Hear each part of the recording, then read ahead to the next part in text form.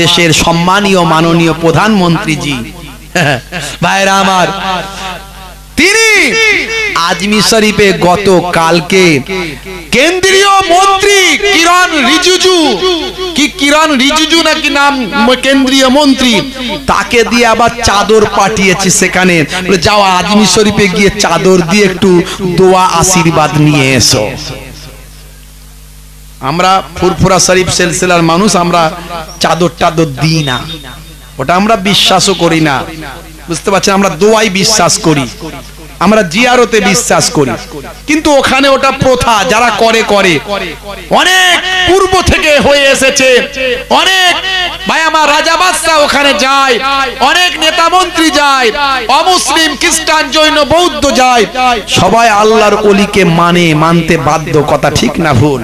ভাইরা আমার, তরুণ যুবকেরা আমার, এবারে মোদিজির পক্ষ থেকে যখন, মাননীয় সম্মানীয় প্রধানমন্ত্রীর পক্ষ থেকে যখন কেন্দ্রীয় মন্ত্রী সেখানে গিয়ে দোয়া করতে গেছে, যারা শুধু ওই মসজিদের তলায় এইসব এটা ওটা পাচ্ছিল, তাদের মাথা খারাপ। তাদের আবার একটা দল বলছে নাকি ভাই আমার প্রধানমন্ত্রীর বিরুদ্ধে নাকি শুনছি নাকি মামলা করে দিয়েছে। শুনেছেন? কেস কোন দিকে ঘুরে গেছে, কোথাকার কেস কোন দিকে, এখন কি করবে ঠিক করতে পারে না, কে কোন দলের, কে কোন দিকে আছে কিছু বুঝতে পারছে না। হাই রে হাই, খাজা গরিব নওয়াজের সঙ্গে লাগলে, আল্লাহর ওলির সঙ্গে দুশ্মনী করলে স্বয়ং আল্লাহর সঙ্গে দুশ্মনী হয়। মান আদালি ওলিয়ান ফাকাদ আযানতুহু বিল হারব। হে তরুণ যুবকেরা, হে আমার বন্ধুরা, শুনে রেখে দিন বাবা, জেনে রেখে দেন, পঞ্চম জজ একবার এসেছিলেন ভাই আমার দোস্ত আমার, ভারতবর্ষের জমিনে ইংল্যান্ডের রাজা পঞ্চম জজ, ইংল্যান্ডের রাজাকে পঞ্চম জজ ভাই আমার ভারতবর্ষে ভ্রমণ করতে এসেছিলেন।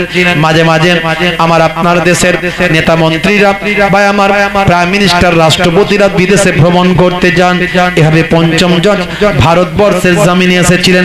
সারা পৃথিবী ভ্রমণ করতে বেরিয়েছিলেন, সারা পৃথিবী ভ্রমণ করতে করতে ভারতবর্ষের জমিনে এসেছিলেন। হে তরুণ যুবকেরা, ভারতবর্ষের জমিনে এসে অনেক নাম শুনলেন, পঞ্চম জজ নাম শুনলেন কি কার?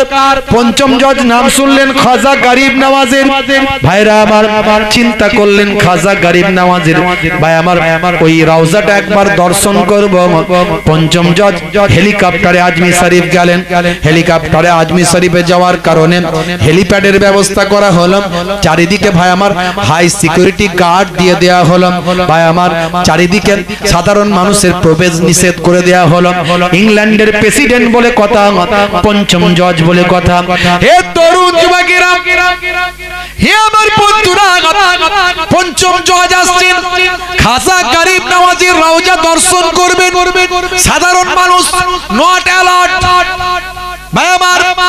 all peoples are not allowed inside the মাজার শরীফের ভিতরে, মাজার শরীফের আশেপাশে কোন মানুষকে আর প্রবেশ করতে দেওয়া হলো না।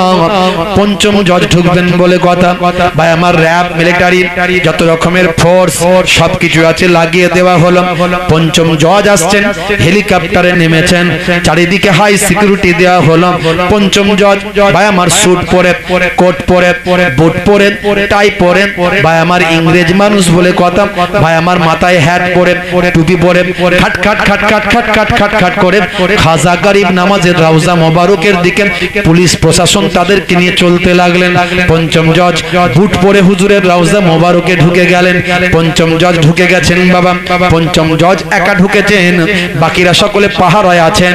চারিদিকে মাজারের রওজা মোবারকের চারপাশটা ঘেরা আছে। হে তরুণ যুবকেরা, এমন সময় পঞ্চম জজ জুতো পায়ে দিয়ে ভিতরে ঢুকেছেন।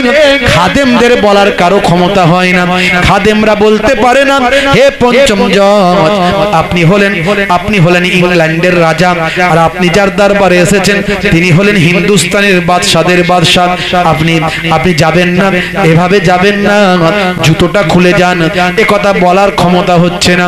হে তরুণ যুবকেরা, পঞ্চম জজ জুতো পায়ে দিয়ে হুজুরের রওজা মোবারকের ভিতরে ঢুকেছেন। এমন সময় দেখতে পাওয়া যায়, সেই সময় লক্ষ্য করা যায়, হে তরুণ যুবকেরা, পঞ্চম জজ ভিতরে প্রার্থনা করবেন, দর্শন করবেন। সেই সময় রওজা মোবারকের ভিতর থেকে একটা গায়েবী আওয়াজ আসছে, হে বাবা পঞ্চম জজ, তোমাকে আল্লাহ দুনিয়াতে সম্মান দিয়েছেন। বাবা পঞ্চম জজ, আমি মাইনুদ্দিনকে আমার আল্লাহ দিন দুনিয়ায় সম্মান দিয়েছেন। হে বাবা পঞ্চম জজ, আমার রওজা মোবারকে যখন আসবে বাবা, জুতোটা বাইরে খুলে আসবে।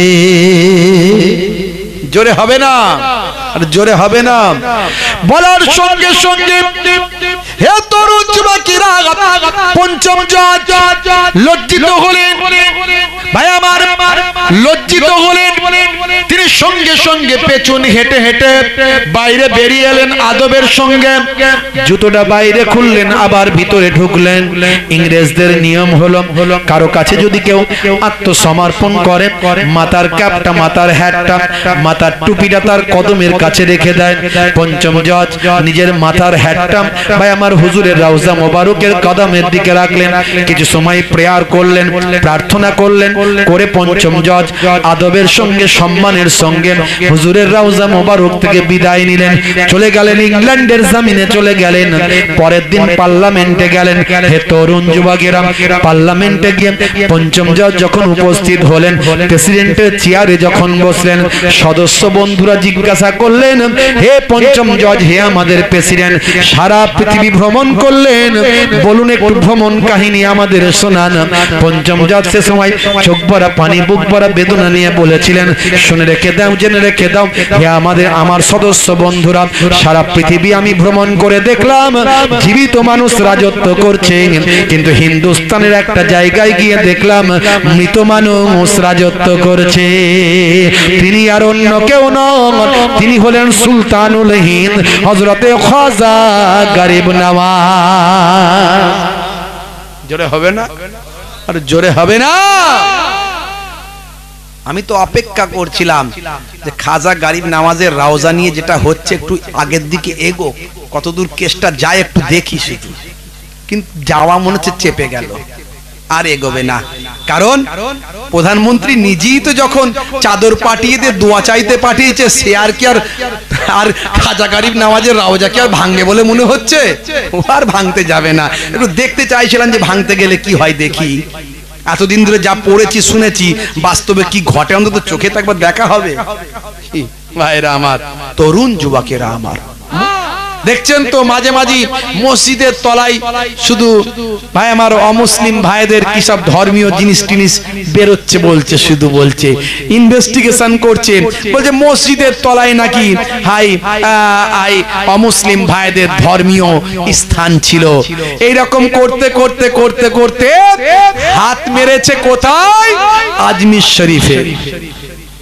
কথা ঠিক না ভুল? হাত মেরেছে কোথায়? আজমির শরীফে।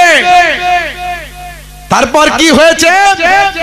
সারা বিশ্ব থেকে চাপ সৃষ্টি হয়েছে, সারা বিশ্ব থেকে চাপ সৃষ্টি হয়েছে। ভালো করে খবর নিয়ে দেখুন পরিস্থিতি কোন জায়গায় পৌঁছে গেছে। ভাইরা আমার, খাজা গরিব নওয়াজকে আল্লাহ কি দরজা দিয়েছিলেন? হিন্দুস্তানের বাদশাহ, শাহেনশাহ করেছিলেন, সুলতানুল হিন্দ করেছিলেন। সে খাজা গরিব নওয়াজের রওজার তলাতে নাকি বলছে অন্য আমার অমুসলিম ভাইদের ধর্মস্থান আছে। কি বিপদ বলুন দেখিনি। আচ্ছা, মসজিদ যদি কারো জবরদখল করা জায়গায় হয়, সেই মসজিদে নামাজ পড়া যাবে? আরে মসজিদকে সরকারকে ভাঙতে হবে না, খালি প্রমাণ করে দেখিয়ে দিক না, প্রমাণ করে দেখিয়ে দিক, সরকারকে ভাঙতে হবে না। মুসলমান সেখানে নামাজ তো পড়বে না, ভেঙে গুড়িয়ে দেবে নিজেরাই। কথা ঠিক না ভুল? এটা লক্ষ লক্ষ মুসলমানকে জিজ্ঞাসা করুন, একই কথা বলবে। কারণ জবরদখল করা জায়গায় মুসলমানদের মসজিদ হয় না। ওই যেখানে সেখানে একটা জায়গা পেলাম, পুক করে মসজিদ তৈরি করে ফেললাম, ওসব হবে না। ওসব ইসলামে নাই বাবু, ওসব অন্য জায়গায় হতে পারে, ইসলামে নাই। অত সহজ নয়। কিন্তু এ পর্যন্ত একটাও প্রমাণ করতে পারেনি। অথচ প্রপাগান্ডা তৈরি করছে কিছু হলুদ মিডিয়া। আপনারা দেখবেন আজমির শরীফে তারা এই সব কথাবার্তা বলে কোথায় মামলা মোকদ্দমা আরো কি কি সব নাকি হয়েছে। ভাই বুঝতে পারছেন বন্ধুরা আমার, সারা বিশ্বে এমন একটা পরিস্থিতি তৈরি হয়েছে, মোদিজি আমার হযরতে মালিক শাহ রাহমাতুল্লাহ আলাইহি, স্পেনের বাদশাহ মালিক শাহ, আন্দালুস, স্পেন, বর্তমানে স্পেন রাজত্ব করেছিল মুসলমানেরা। ভাইরা আমার 800 বছরেরও বেশি। কিন্তু মুসলমান যখন আল্লাহ ভুলে যায়, নবী ভুলে যায়, অলস হয়ে যায়, কর্মহীন হয়ে পড়ে, আনন্দে ফুর্তিতে মত্ত হয়ে যায়, আল্লাহর নির্দেশ রাসূলের সুন্নাত ছেড়ে দেয়, 800 বছর রাজত্ব করার পরে রাজা ফার্নান্ডেজ আর রানী ইসাবেলা বোকা বানিয়ে মুসলমানদের পরাজিত করেছিল, সবাইকে হত্যা করেছিল। এই যে পয়লা এপ্রিল, এপ্রিল ফুল করে ছেলেরা, এপ্রিল ফুল করে না, এই এপ্রিল ফুলের ইতিহাসটা জেনে তারপরে এপ্রিল ফুল করো। হে যুবক, এপ্রিল ফুল করে মানুষকে বোকা বানাচ্ছ। এপ্রিল মানে এপ্রিল মাসে, ফুল মানে বোকা। এই যে বোকা বানাচ্ছ, এই বোকা বানানোর ইতিহাসটা জেনে নিয়ে লোককে বোকা বানাও। স্কুল, কলেজ, ইউনিভার্সিটি, গ্রামে, বাজারে, শহরে এপ্রিল ফুল করে মুসলমানের ছেলে, এর পেছনে আছে করুণ ইতিহাস। স্পেনে মুসলমানেরা 800 বছরের বেশি রাজত্ব করেছিল। ভাইরা আমার, রাজা ফার্নান্ডেজ আর রানী ইসাবেলা দুজনেই ছিল নাসারাদের। ভাই আমার, নাসারাদের তারা রাজা রানী। তারা দেখলো স্পেনের রাজা, স্পেনের সম্রাট, স্পেনের নবাব, তারা আল্লাহ ভুলে গেছে, নবী ভুলে গেছে, আরাম আয়েশে লিপ্ত হয়েছে, ফুর্তিতে লিপ্ত হয়েছে, তারা দিন ভুলে গেছে, নামাজ ছেড়ে দিয়েছে, সুন্নাহ ছেড়ে দিয়েছে। তাদের কাছ থেকে এই দেশকে দখল করে নেওয়া খুব সহজ, কারণ তাদের ঈমানি শক্তি আর নাই। হঠাৎ ভাই আমার, রাজা আর রানী তারা একত্রিত হলো, যারা একে অপরের বিরুদ্ধে ছিল তারা একত্রিত হলো। তারা একত্রিত হয়ে পুরো স্পেনকে ঘিরে ফেললো। আর এদিকে দীর্ঘদিন ধরে আরাম আয়েশে লিপ্ত থাকার কারণে নিজেদের আত্মরক্ষার ক্ষমতাটুকু মুসলমান সৈন্যরা হারিয়ে ফেলেছিল। দীর্ঘদিন ধরে আরামে আয়েশে লিপ্ত থাকার কারণে আত্মরক্ষার অধিকার সংবিধান দেয়, আত্মরক্ষার অধিকার তোমার দেশ দেয়, আত্মরক্ষার অধিকার এটা তোমার নৈতিক অধিকার। সেই অধিকার যখন তুমি হারিয়ে ফেলবে, তখন তোমাকে সহজেই যে কেউ পরাস্ত করতে পারবে। রাজা ফার্নান্ডেজ আর রানী ইসাবেলা তারা পুরো স্পেনকে ঘিরে ফেলে বলল, হে মুসলিম সম্রাট, আর তোমাদের বাঁচার কোনো রাস্তা নাই, আমরা ঘিরে ফেলেছি, সমস্ত অস্ত্র শস্ত্র সজ্জিত হয়ে তোমাদেরকে পরাজয় বরণ করতে হবে।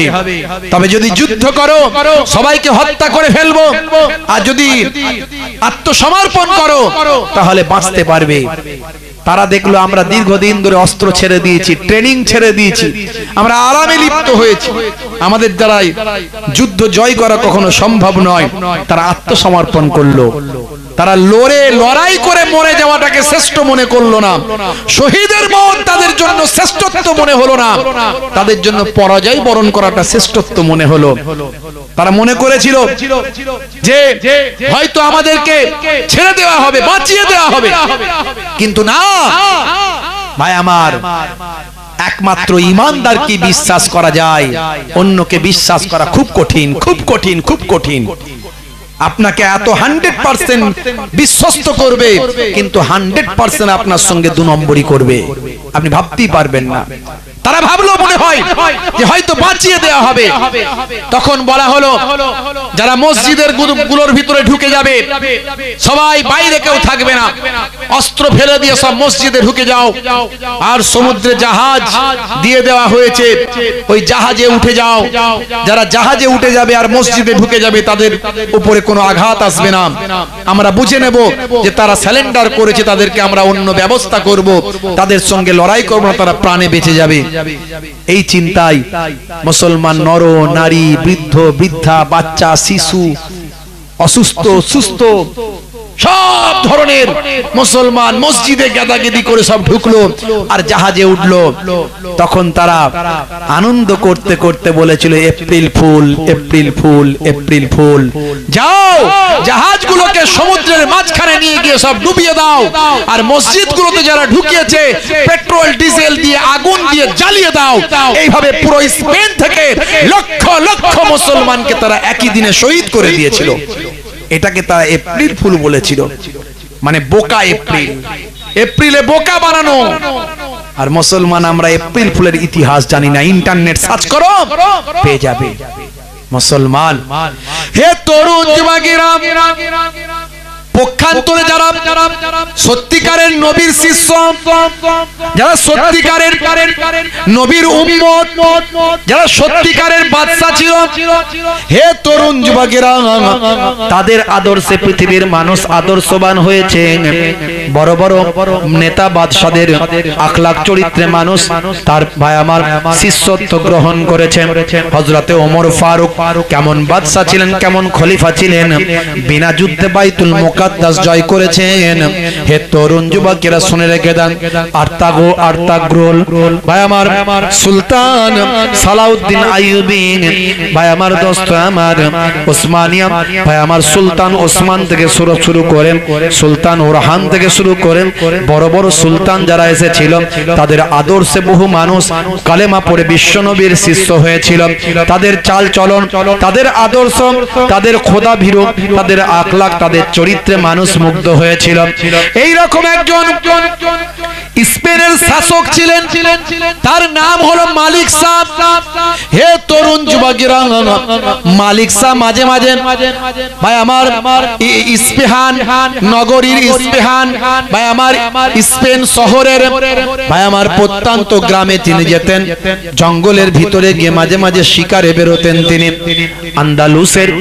আন্দালুসের জঙ্গলে গিয়ে তিনি শিকার করতেন, হরিণ শিকার করতে বড় ভালোবাসতেন তৎকালীন যুগে। হে তরুণ যুবকেরা, হে আমার বন্ধুরা, পাখি শিকার করতে পছন্দ করতেন। তৎকালীন যুগের প্রথা অনুযায়ী তৎকালীন যুগের রাজা বাদশাদের এটা একটা ন্যাক ছিল, তারা শিকার বড় ভালোবাসতেন। এতে তাদের বিভিন্ন ভাবে ভাই আমার ট্রেনিং হয়ে যেত, তাই তারা শিকার করতে বড় পছন্দ করতেন। সুলতান মালিক শাহ কিছু সৈন্যদের নিয়ে গভীর জঙ্গলে যাওয়ার জন্য তিনি বেরিয়ে যান। ভাই আমার জঙ্গলের পাশে একটা শহর গ্রাম, সেই গ্রামে গিয়ে তারা প্রথম অবস্থান গ্রহণ করেন। সেখানে কিছু সৈন্যদেরকে সেখানে পাহারায় রাখেন। কয়েকজন সৈন্যকে নিয়ে গভীর জঙ্গলের ভিতরে তিনি ঢোকেন। ভাই আমার শিকার করতে তো বেশি মানুষ গেলে হবে না, শিকার তাহলে পাওয়া যাবে না।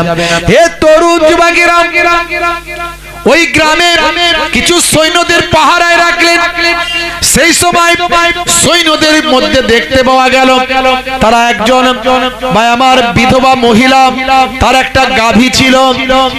ভাই আমার ওই গাভীটাকে তারা সৈন্যরা ধরে নিল।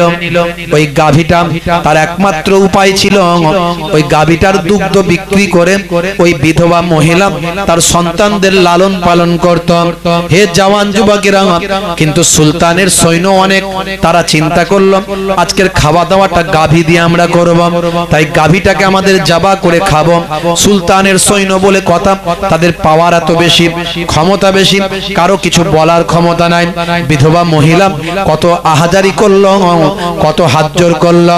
হে সুলতানের সৈন্যরা, আমার এই গাভীটাকে আপনারা নেবেন না, আমার গাভীটাই আমার একমাত্র সম্বল।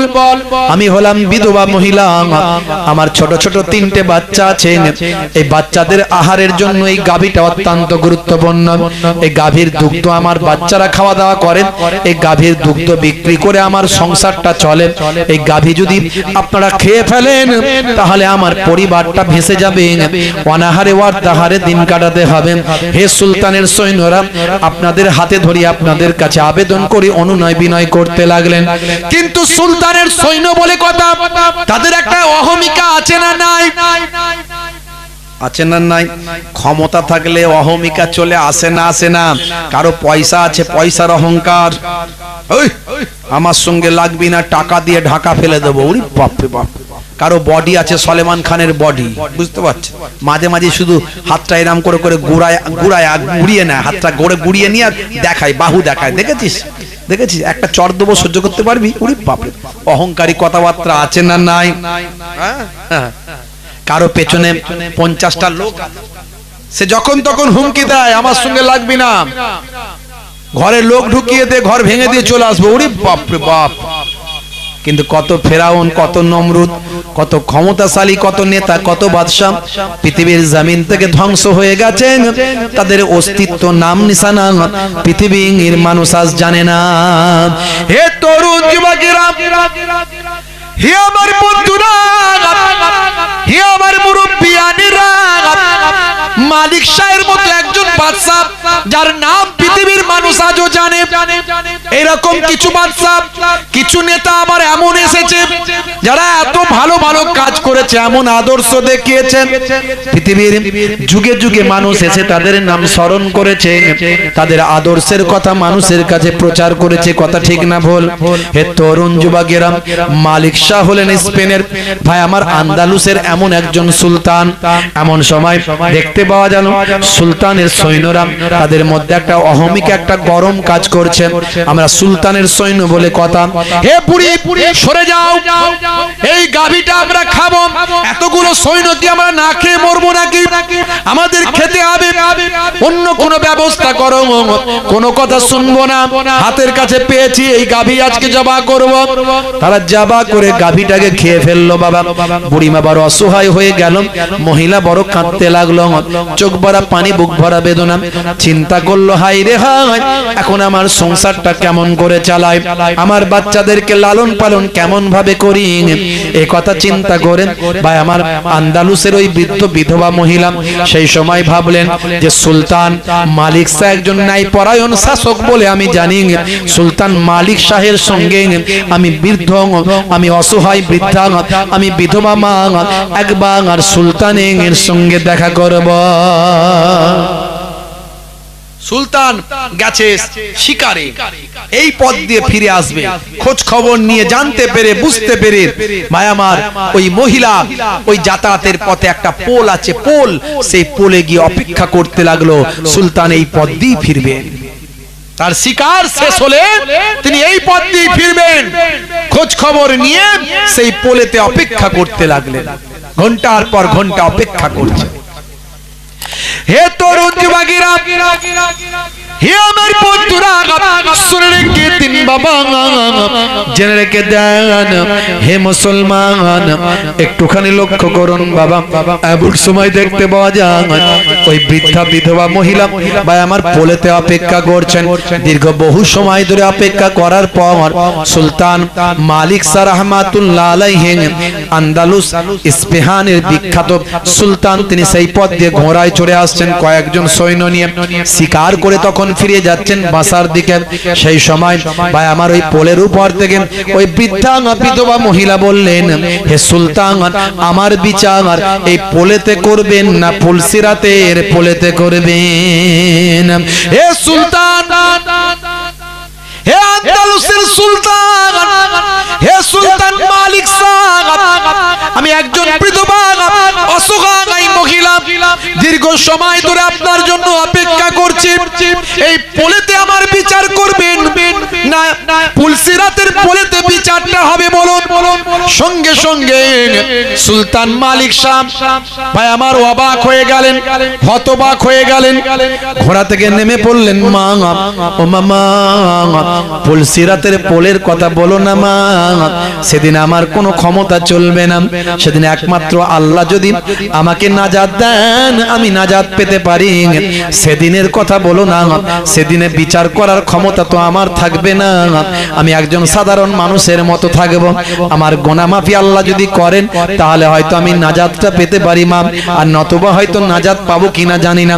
মা বলো মা, আজকে বিচার তোমার এই পোলেতেই হবে মা, বলো তোমার কি বিচার চাই। হে তরুণ যুবকেরা, সেই সময় ভাই আমার দোস্ত আমার ওই বৃদ্ধা ওই বিধবা মহিলা বলেছিলেন, শুনুন আপনার সৈন্যদের কুকীর্তি শুনুন, আপনার সৈন্যরা আমার একমাত্র একটা গাভী ছিল, যেটা আমার একমাত্র উপায়, আমার সেই উপায় একমাত্র গাভীটাকে আপনার সৈন্যরা ভক্ষণ করেছে, খেয়ে ফেলেছে জোর করে, আমি অসহায়, আমার তিনটে বাচ্চা, তাদের এখান থেকে রুজি রুটির ব্যবস্থা হয়, এই গাভীর দুগ্ধ বিক্রি করেন, এই গাভীর দুগ্ধ খাইয়ে আমাদের দিন চলে, আমাদের রুজি রুটি হয়। কত অনুনয় বিনয় করলাম, কত আহাজারি করলাম, আপনার সৈন্যদের জানে কোনো দয়া মায়া হলো না, আপনার সৈন্যরা আমার ওই গাভীটাকে খেয়ে ফেললাম, এখন এর বিচারটা এখানে করবেন না পুলসিরাতের পোলে হবে বলুন। সেই সময় বাদশাহ সুলতান ভাই আমার মালিক শাহ রাহমাতুল্লাহ আলাইহি রাগান্বিত হয়ে সৈন্যদের আওয়াজ দিয়ে ডাক দিলেন, ডাকো সেই সমস্ত অভাগা হতভাগা সৈন্যদের ডাকো, যারা এই বুড়িমার কথা অমান্য করে, এই বিধবা মহিলার কথা অমান্য করে তার গাভীটাকে খেয়েছে, তাদের ডাকো। হে তরুণ যুবকেরা, সেই সময় সুলতান মালিক সাহেব যারা প্রকৃত মুসলিম তাদের আদর্শ নবী আনা হবে, যারা প্রকৃত ভাই আমার রাসূলের সুন্নাত মেনে চলে তাদের আখলাকটা নবী আনা হবে। সুলতান মালিক শাহ এমন একজন মুসলিম শাসক ছিলেন যারা আদর্শটা নবী আনা আখলাকে পরিপূর্ণ ছিল। সঙ্গে সঙ্গে ডাকা হলো, ঘোড়ায় করে চলে গেল একজন সৈন্য, ওই সমস্ত সৈন্যদের ডেকে আনা হলো, তাদেরকে ভাই আমার সুলতান মালিক শাহ ভৎসনা করলেন, লাঞ্ছিত করলেন, অপমানিত করলেন, তাদেরকে বরখাস্ত করলেন, যাও তোমাদের বরখাস্ত করলাম, তোমাদের মতো অযোগ্য সৈন্য আমার দলে থাকার কোনো অধিকার নাই, যাও। এই বৃদ্ধা মহিলার অবাধ্য হয়ে তার সঙ্গে খারাপ আচরণ করে তার গাভী তোমরা খেয়ে ফেলেছ, হে আমার সৈন্যরা যাও 70টা গাভী একটা গাভীর বিনিময়ে এই মহিলাকে দিয়ে তার কান্না মুখে হাসিটা ফুটিয়ে দাও। জোরে হবে না? একটা গাভীর বিনিময়ে 70টা গাভী দিয়ে বুড়িমাকে হাসিয়েছিলেন সুলতান মালিক শাহ। এরা হলেন প্রকৃত মুসলিম শাসক। এদের মধ্যে কি আখলাক, কি চরিত্র ছিল, দীর্ঘদিন ধরে তারা রাজত্ব করতে পেরেছিলেন, তাদের মধ্যে নবীর আদর্শ ছিল, নবীর আদর্শ দিয়ে তারা বিশ্ব জয় করেছেন। আজকে মুসলমান সে আদর্শ, সে আখলাককে আমরা হারাতে বসেছি। হে তরুণ যুবকেরা, হে আমার বন্ধুরা, শুনে রেখে দিন বাবা, জেনে রেখে দেন, আল্লাহ বলছেন বান্দারে তোরা আমার হয়ে যা, আমি তোদের হয়ে যাব, তোরা আমার হয়ে যা, আমি তোদের হয়ে যাব। বান্দা যখন আল্লাহর হয়ে যায়, কুল মাখলুকাত তার গোলাম হয়ে যায়। মান কানা লিল্লাহি কানা আল্লাহু লাহু, যে বান্দা আল্লাহর হয়ে যায় স্বয়ং আল্লাহ তার হয়ে যান। হে তরুণ যুবকেরা, হে আমার বন্ধুরা, শুনে রেখে দিন বাবা, জেনে রেখে দেন, নবীর আদর্শ যদি আপনার মধ্যে থাকে, দয়ার নবী আমার বলছেন, মান হাব্বা সুন্নতি ফাকাদ আহাব্বানি ওয়া মান আহাব্বানি কানা মাই ফিল জান্নাহ, যে আমার সুন্নতকে ভালোবাসলো সে আমি রাসূলকেই ভালোবাসলো, আর যে আমি রাসূলকে ভালোবাসলো সে আমার সঙ্গে জান্নাতি হয়ে গেল। জোরে হবে না? তোমার বুকে রাখো আল্লাহরই ভয়, আসবে না কোনো দিন কোনো পরাজয়, আসবে না কোনো দিন কোনো পরাজয়। হারাম হালাল জেনে সরল সত্য মেনে নিষিদ্ধ সব ছেড়ে উঠুক জীবন বেড়ে যাবে তুমি জান্নাতে যাও ছিল স্বপ্ন তোমার, তোমার বুকে রাখো আল্লাহরই ভয়, আসবে না কোনো দিন কোনো পরাজয়। জোরে হবে না, জোরে হবে না। তাহলে আমাদের জয় তখনই হবে যদি আমরা আমাদের বুকেতে আল্লাহর ভয় রাখি। আল্লাহর ভয় কেমন রাখবেন ভাই আমার? সব কিছুর থেকে বেশি ভয় পাবেন আল্লাহকে। কিসের ভয়? কিসের ভয়? আল্লাহ যদি আমাকে নাজাত দেন তবেই তো আমি নাজাত পাবো। আল্লাহ যদি নাজাত না দেন তাহলে আমার কি হবে? এই যে ভয় মানে শ্রদ্ধা ভক্তি মহাব্বত প্রেম মিশানো ভয়, এই সব কটা মিশ্রিত ভয়, এই ভয় আপনার মধ্যে রাখতে হবে। এই ভয় রাখতে গেলে আপনাকে কি করতে হবে? আল্লাহর নির্দেশকে মানতে হবে। আল্লাহ বলছেন বান্দারে পৃথিবীর জমিনে আমি তোদেরকে সৃষ্টি করেছি আমার ইবাদতের জন্য। মা খলাকতুল জিন্না ওয়াল ইনসা ইল্লা লিয়াবুদুন, আমি ইবাদতের জন্য তোদের সৃষ্টি করেছি, ইবাদত ছাড়া অন্য কোনো উদ্দেশ্যে নয়। ইবাদত মানে অনেকে আমরা জানি নামাজ রোজা হজ যাকাত, বাকি আর ইবাদত কি? হে তরুণ যুবকেরা, আর সব সময় যদি ইবাদতই করব কাজ কারবার ব্যবসা বাণিজ্য কেমন ভাবে হবে?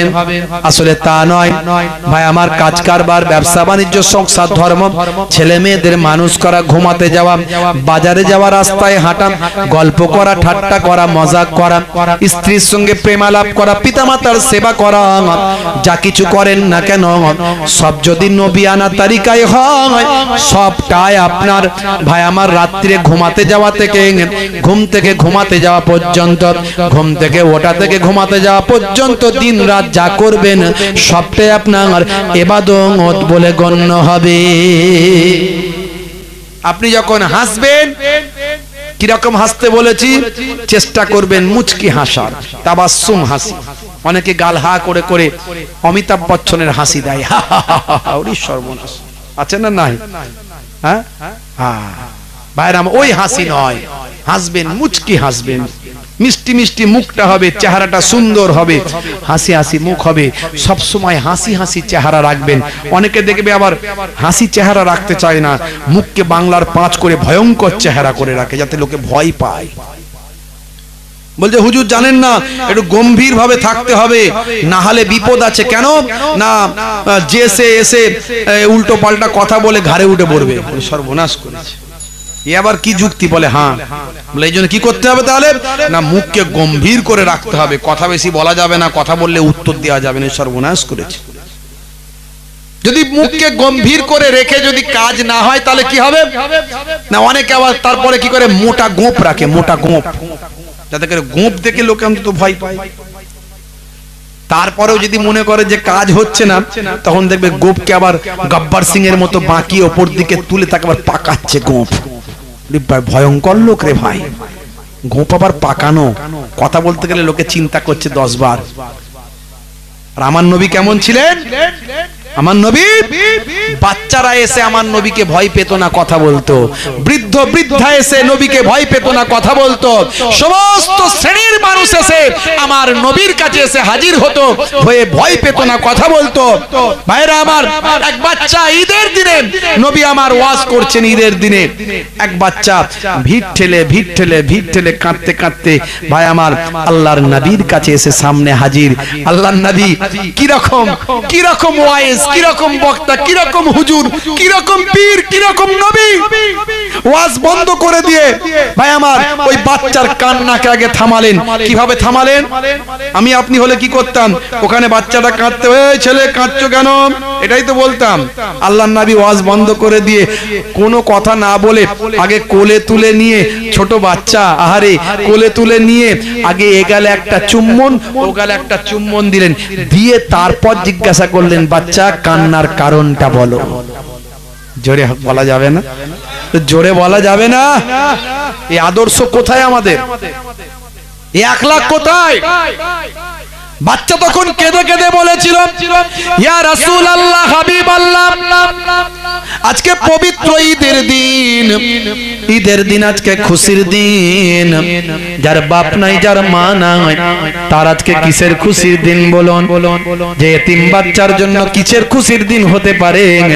হে তরুণ যুবকেরা শুনে রেখে দেন, আল্লাহর নবী দেখলেন তার গাটা ছিল মলিন, গাটা ছিল ময়লা, নাক দিয়ে সর্দি, চোখ দিয়ে পানি, পোশাকটা ছিল নোংরা, পোশাকটা ছিল অপরিচ্ছন্ন, পোশাকটা ছিল পুরানো। ভাইরা আমার, ঈদের দিনে বাপ-হারা মা-হারা বাচ্চাটিকে আল্লাহর নবী এগাল একটা চুম্বন, ওগাল একটা চুম্বন দিয়ে চোখ ভরা পানি নিয়ে বললেন, বাচ্চা কেঁদো না, কেঁদো না, কেঁদো না। হে বাচ্চা শুনে রেখে দাও, আমি নবীও এতিম, তুমিও এতিম। এতিমের জ্বালা যন্ত্রণা এতিম নবী ছাড়া আর কে বেশি বুঝতে পারবে? আল্লাহর নবী ওই অবস্থায় এতিম বাচ্চাটিকে বাড়িতে নিয়ে গেলেন। বাড়িতে নিয়ে গিয়ে বিবি আয়েশা সিদ্দিকা রাদিয়াল্লাহু তাআলা আনহাকে বললেন, বিবি আয়েশা, দেখো দেখো ঈদের দিনে নতুন উপহার নিয়ে এসেছি। কি নিয়ে এসেছেন হুজুর?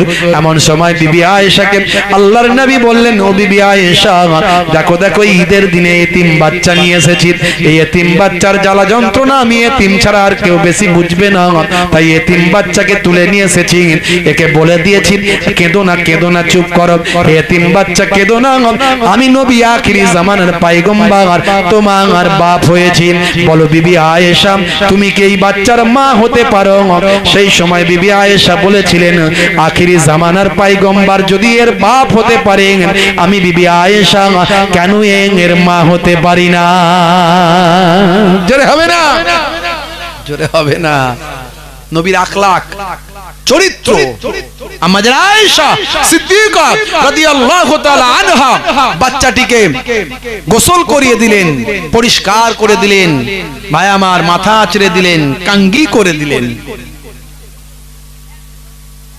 খুশবু লাগিয়ে দিলেন, নতুন পোশাক পরিয়ে দিলেন, দিয়ে বললেন, যাও, কিছু সময় আগে মদিনার বাচ্চারা তোমাকে নোংরা দেখেছিল, তোমাকে মলিন দেখেছিল, তোমার চেহারাটা একেবারে কষ্টদায়ক দেখেছিল, তোমার নাক দিয়ে ঝরছিল সর্দি, চোখ দিয়ে ঝরছিল পানি। এখন তোমার চেহারাটা সুন্দর হয়ে গেছে, চকচক করছে, নতুন পোশাক পরেছো, তোমার পরিপাটি করে দিয়েছি। যাও, যে মদিনার বাচ্চারা কিছু সময় আগে তোমাকে নোংরা দেখেছিল, কাঁদতে দেখেছিল, তাদেরকে গিয়ে তোমার হাসি মুখটা একবার দেখিয়ে দিয়ে এসো। জোরে হবে না? হে তরুণ যুবকেরা, হে আমার বন্ধুরা, এমন সময় ছোট বাচ্চাটি মদিনার বাচ্চাদের কাছে চলে গেল। মদিনার বাচ্চারা তাদের খেলা বন্ধ করে দিল, দিয়ে বলল, হে ছেলে, কিছু সময় আগে তোমাকে দেখেছিলাম, তোমার চেহারাটা ছিল মলিন, চোখ দিয়ে পানি, নাক দিয়ে সর্দি, গা দিয়ে দুর্গন্ধ, পোশাকটা ছেঁড়া ফাটা, তোমার এই কান্না মুখে কে হাসি ফোটালো? ছেলেটি চোখ ভরা পানি নিয়ে বলেছিল, আনন্দের অশ্রু বিসর্জন করে বলেছিল, হে মদিনার বাচ্চারা শুনে রেখে দাও, কিছু সময় আগে আমার বাপ ছিলেন না, কিছু সময় আগে আমার মা ছিলেন না, আমার দুঃখ দুর্দশার সীমা পরিসীমা ছিল না। আজ আমি এখন এমন বাপের বাপ পেয়েছি, এমন মায়ের মা পেয়েছি, যে বাপ যে মা পৃথিবীর জমিনে দ্বিতীয় আর কেউ পাবে না। মদিনার বাচ্চারা খেলাধুলা বন্ধ করে দিয়ে বলেছিল, কে তোর বাপ, কে তোর মা, একটু খুলে বল। সেই সময় ছেলেটি আনন্দের অশ্রু বিসর্জন করে বলেছিল, এখন আমার বাপ হলেন জগৎ জননী পিতা, জগৎ জননী পিতা। এখন আমার বাপ হলেন আখিরি জামানার পয়গম্বর, নবিউল আম্বিয়া, সাইয়্যিদুল মুরসালিন, খাতামুন নবীন, আখিরি জামানার পয়গম্বর, জগতের শেষ নবী জনাবে মুহাম্মদুর রাসূলুল্লাহ সাল্লাল্লাহু আলাইহি ওয়াসাল্লাম আমার আব্বা জান। আর জগৎ জননী মা আম্মা জান আয়েশা হলেন আমার আম্মা জান। মদিনার বাচ্চারা বলেছিল, হাই রে হাই, আজকে ঈদের দিনে যদি আমাদেরও বাপ না থাকতো, আমাদের যদি মা না থাকতো, কত ভালো হতো। আমরা আল্লাহর নবীকে আব্বা হিসাবে আর মা আয়েশাকে মা হিসাবে আমরা পেতাম। দেখেছেন কি আখলাকুন নবী, রাসূলের চরিত্র সারা পৃথিবী সেই আখলাকে আজকে বিশ্ব জয়। এক শ্রেণীর মিডিয়া, এক শ্রেণীর হলুদ মিডিয়া, তারা সর্বদা ইসলামের বিরুদ্ধে কটূক্তি করে যাচ্ছে। তারা কোন মুসলমান যদি কোনো অন্যায় কাজ করে তখন তারা মুসলিম সমাজকে মুসলমান অমুক মুসলমান তমুক বলে। এক শ্রেণীর হলুদ মিডিয়া তারা এটা করছে, চক্রান্ত করে যাচ্ছে। কারণ কি? কারণ একটাই, ইসলামের ডেভেলপমেন্ট, ইসলামের ব্রডনেস, ইসলামের মাধুর্য, ইসলামের সৌন্দর্য, ইসলামের বিউটিনেস মানুষের কাছে যাতে পৌঁছাতে না পারে, মানুষ যাতে অবজার্ভ করতে না পারে, মানুষ যাতে গ্রহণ করতে না পারে, তাই ইসলাম সম্পর্কে কটূক্তি মানুষের কাছে করে, ইসলাম সম্পর্কে প্রোপাগান্ডা তৈরি করে, ইসলামোফোবিয়া তৈরি করে মানুষের কাছে একটা ইসলাম সম্পর্কে খারাপ মেসেজ দেওয়ার চেষ্টা করছে। কিন্তু পারবে না, পারবে না। আমি গোলাম তোমার হে পরওয়ার, গোলাম করে রেখো আমারে, করোনা কবু ভিখারি আমায় দুনিয়ার মানুষের দুয়ারে, দুনিয়ার মানুষের দুয়ারে। আল্লাহুম্মা সাল্লি আলা ওয়ালা আলি সাইয়্যিদিনা।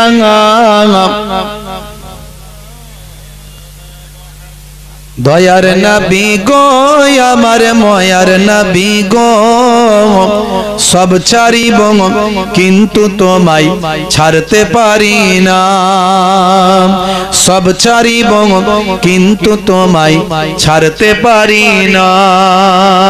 আল্লাহুম্মা সাল্লি আলা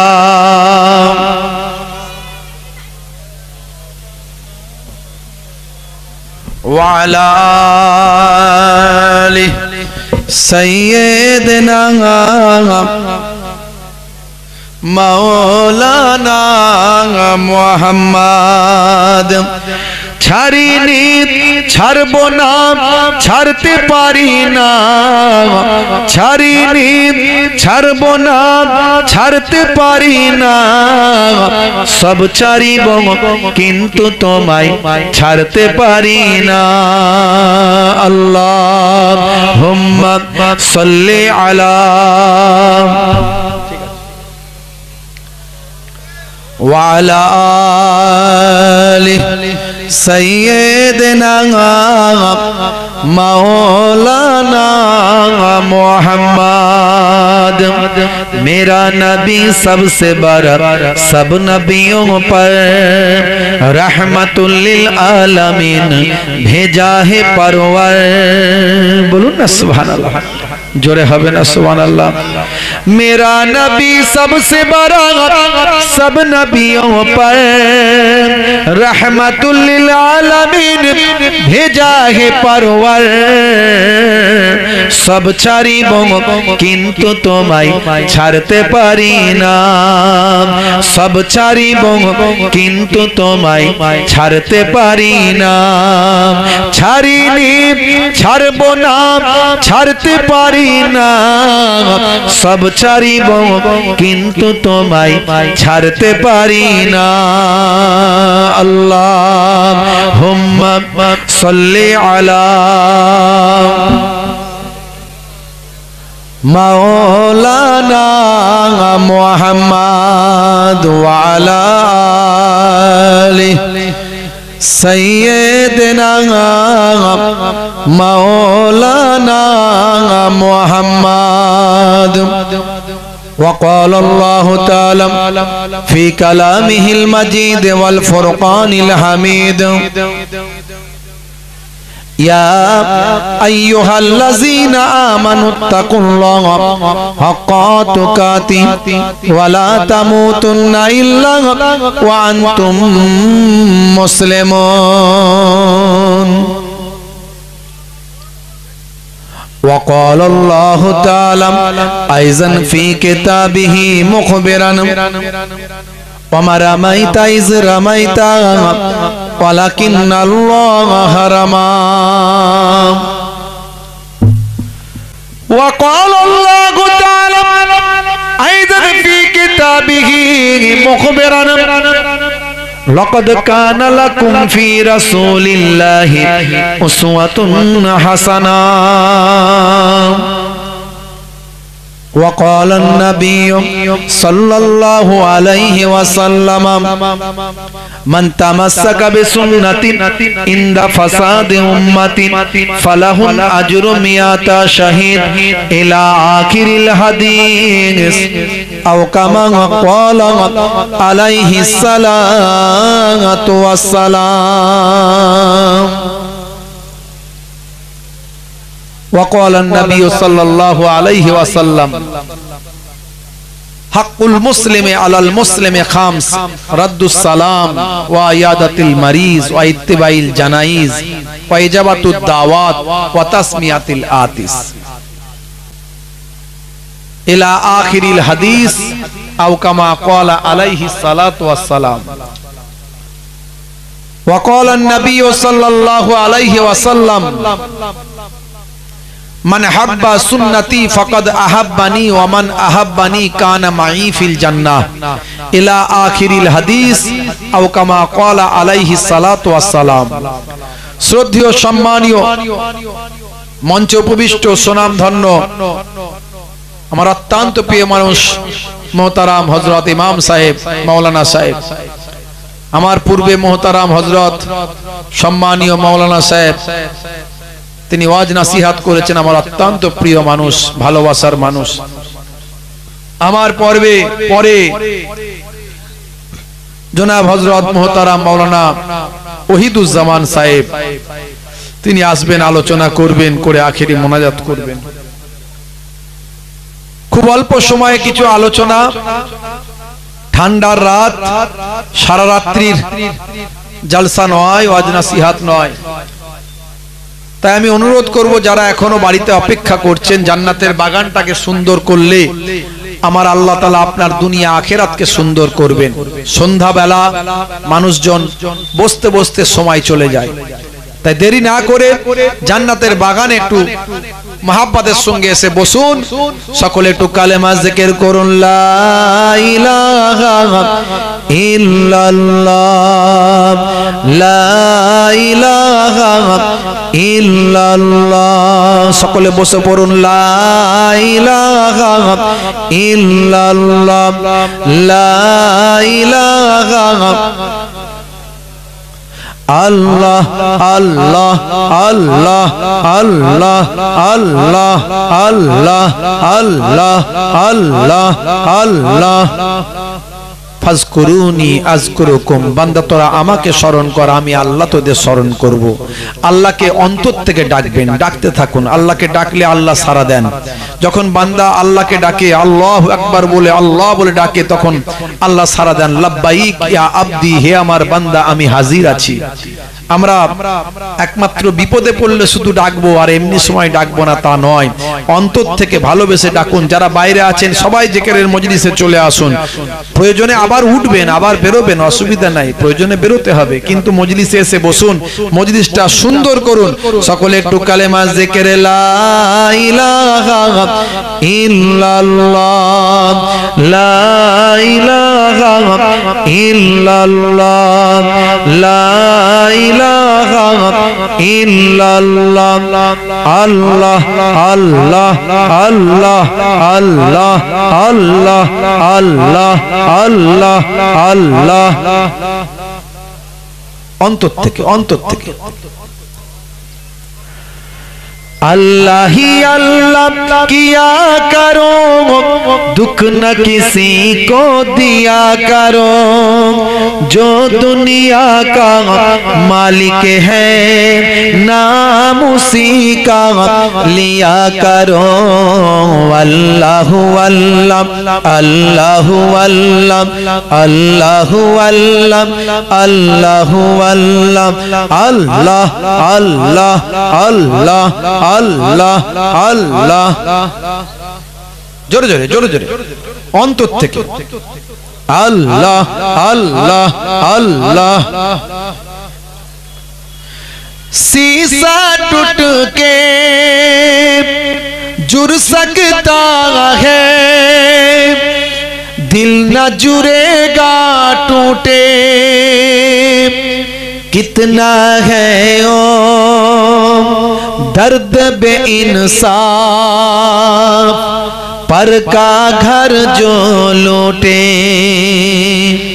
शीशा टूट के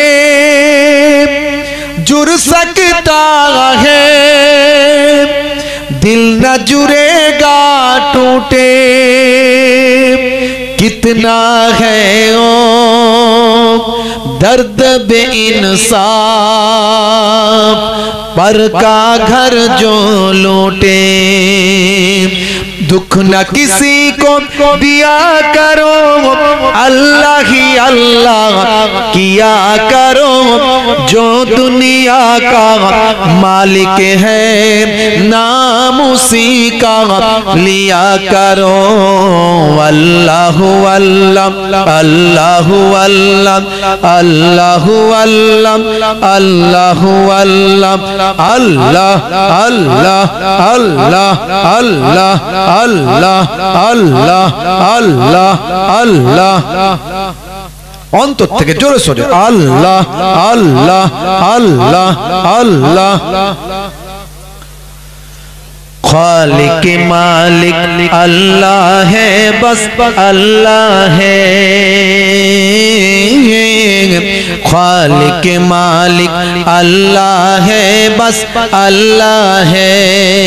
अल्लाह अल्लाह अल्लाह अल्लाह अल्लाह अल्लाह अल्लाह अल्लाह अल्लाह अल्लाह अल्लाह अल्लाह अल्लाह अल्लाह। কমিটির ছেলেরা সবাই এসে বসো মজলিসে, কিছু সময় তোমরা বসো। ওয়াজ শুধু দিলে হবে না, ওয়াজ শুনতেও হবে কিছু সময়। আল্লাহ আল্লাহ আল্লাহ আল্লাহ। तू ही रातों को सुबह शाम बदलता है, तू ही रातों को सुबह शाम बदलता है। ओ तू ही रातों को सुबह शाम बदलता है, तू ही रातों को सुबह शाम बदलता है। तू ही मुर्दा जिंदा करने वाला है, तू ही मुर्दा जिंदा करने वाला है। खालिक मालिक अल्लाह है, बस अल्लाह है। खालिक मालिक अल्लाह है, बस अल्लाह है। अल्लाह अल्लाह अल्लाह अल्लाह अल्लाह अल्लाह अल्लाह अल्लाह अल्लाह अल्लाह। ला इलाहा इल्लल्लाह, और जोरे ला इलाहा ला इलाहा इल्लल्लाह मुहम्मदुर রাসূলুল্লাহ। কি বলতে হয়? সাল্লাল্লাহু আলাইহি ওয়াসাল্লাম। ভাইরা আমার, তরুণ যুবকেরা আমার, মুরব্বিয়ানেরা আমার, এই শহীদপুর গ্রাম, সিরাজপুর গ্রাম, সিরাজপুর গ্রামে আজকের এই ছেলেরা পিকনিক করে। পিকনিক করে তারা সিদ্ধান্ত নিয়েছে পিকনিক না করে আমরা জলসা দেব। ভালো করেছে না খারাপ করেছে? ভালো করেছে। এই জানুয়ারি মাস সব বাচ্চা বাচ্চা ছেলে দেখলাম, কমিটির ছেলেরা সব ছোট ছোট ছেলে, দুই একজন একটু বড় আছেন তারা, আর ইমাম সাহেব মাওলানা সাহেবরা তাদের সঙ্গে সহযোগিতা করেছেন, করে তারা আজকে জালসার ব্যবস্থা করেছেন। তা আমি সেই ছেলেদেরকে বলবো তোমরা একটু মজলিসে বসো, তোমরা এদিক ওদিক ঘোরাঘুরি না করে সন্ধ্যাবেলা একটু মজলিসে এসে বসো। আজকের এই জান্নাতের বাগান তারা তৈরি করেছে। এই জানুয়ারি মাস শুরু হয়ে গেছে আমাদের মাঝখান থেকে, 31শে ডিসেম্বর আমাদের কাছ থেকে গেছে, জানুয়ারি মাস আমাদের কাছে এসেছে 2025 সাল। এই 25 সাল এসেছে বলে ছেলেদের আনন্দ বিরাট, কি জি তাই তো নাকি? এই অনেকে আনন্দ করছে না, করছে না?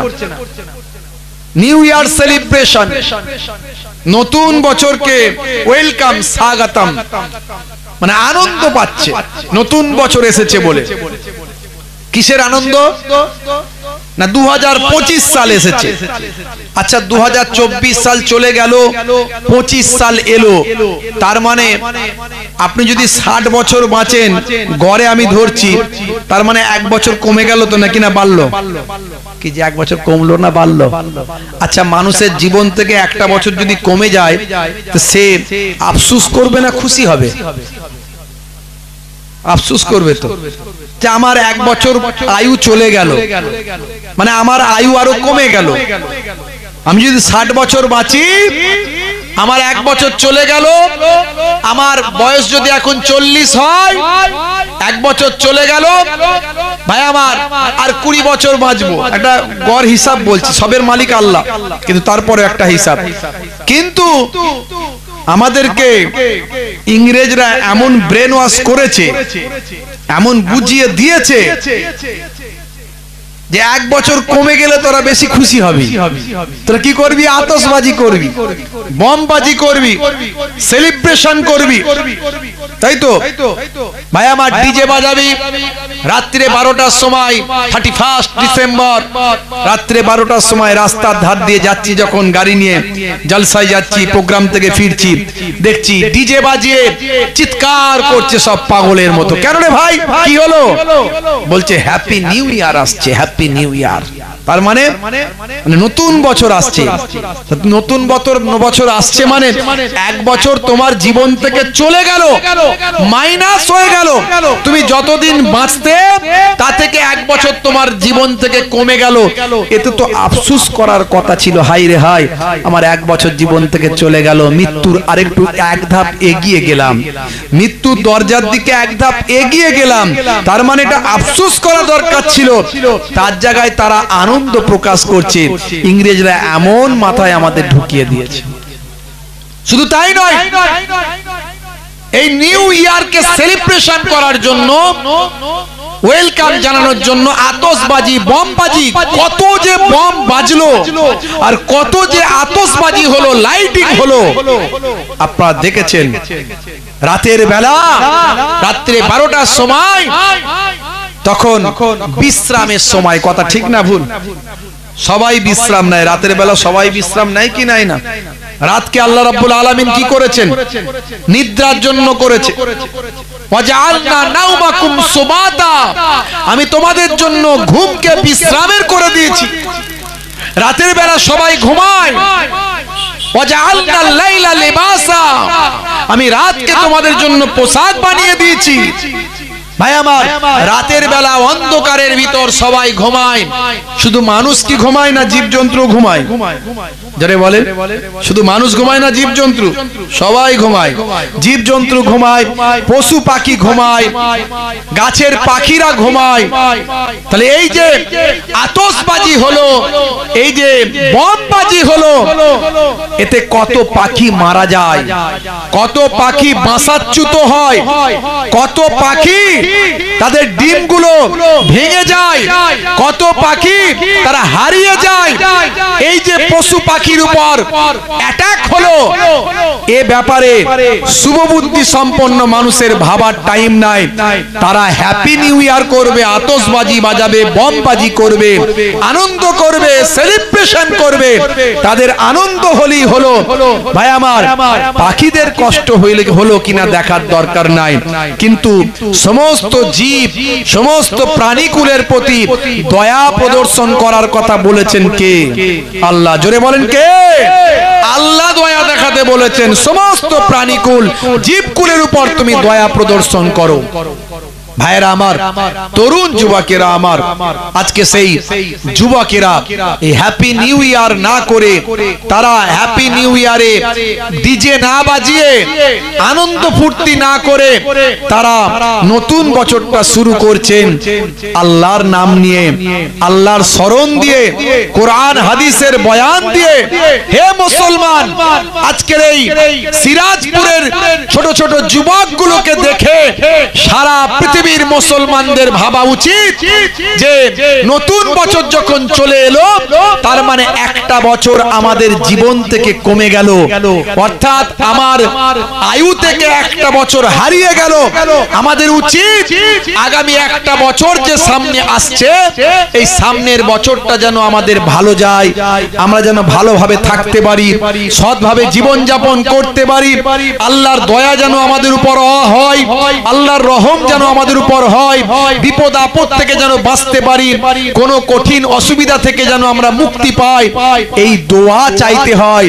আর সেটাই এই সিরাজপুরের ছেলেরা আজকের জান্নাতের বাগান কায়েম করে তার মধ্যে দিয়ে করছে। বলুন সুবহানাল্লাহ। হে তরুণ যুবকেরা, হে আমার বন্ধুরা, শুনে রেখে দিন বাবা, জেনে রেখে দেন হে মুসলমান, আল্লাহ বলছেন বান্দারে তোরা আমাকে স্মরণ কর, আমি তোদের স্মরণ করব। ফাজকুরুনি আযকুরুকুম, বান্দা তোরা আমাকে স্মরণ কর, আমি আল্লাহ তোদের স্মরণ করব। ওয়াশকুরুলি ওয়ালা তাকফুরুন, তোরা আমার নিয়ামতের শুকরিয়া আদা কর, নিয়ামতের কখনো নাশুকরি করবি না, তোরা কখনো কুফরি করবে না। হে তরুণ যুবকেরা, হে আমার বন্ধুরা, আল্লাহর জিকির করা। আল্লাহ বলছেন তোরা আমার জিকির কর। জিক্রুন মানে হলো স্মরণ করা, কি যেভাবে ইচ্ছা আপনি আল্লাহকে স্মরণ করতে পারেন।